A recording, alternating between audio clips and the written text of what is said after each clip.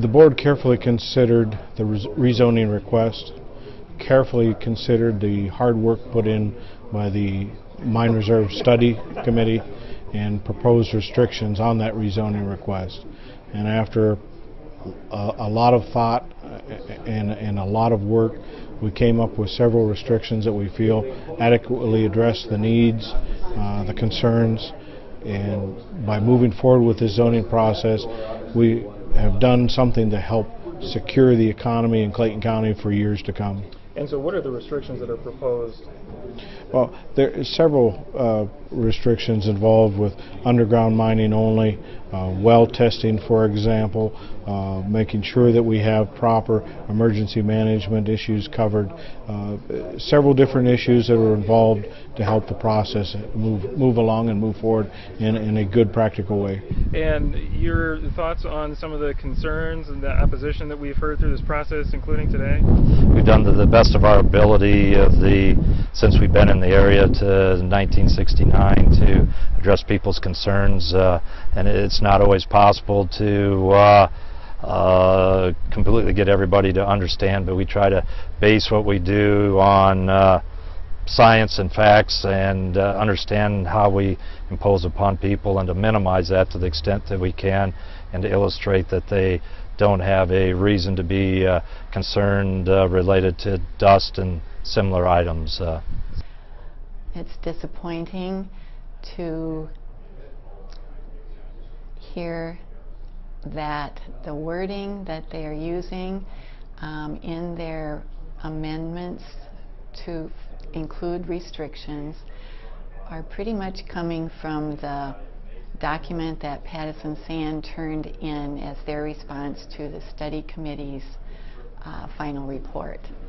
And very few people in the county have seen that Pattison document.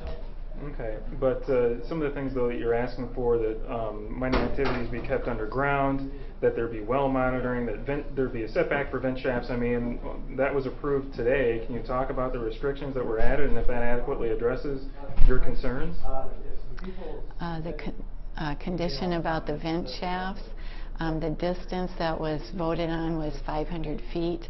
We believe that it would be much more protective for the people who have dwellings. 500 feet is not the protected distance that we have understood from experts to be protective. It's much closer, 500 feet, than the quarter mile, which we were advocating for the dwellings where people live. The 500 feet we were agreeing to for the property line, but for your houses, that's very close. And as far as being underground, the restriction, again, whatever restrictions they are approving today, one would have to ask, how will those be enforced? The wording for the underground mining has been in there for each of the previous 6 zoning rezones. And if you travel near the mine, you will clearly see that it is not underground.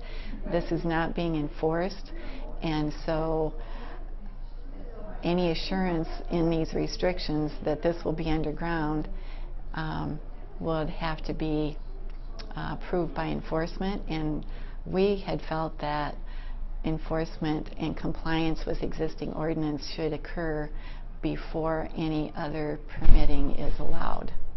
The next step is we'll have another reading of the zoning ordinance in next week's supervisor meeting, and should that pass, then ultimately the zoning then has passed, the changes have passed, and then the zoning board of adjustment can take a look at things too as they see fit.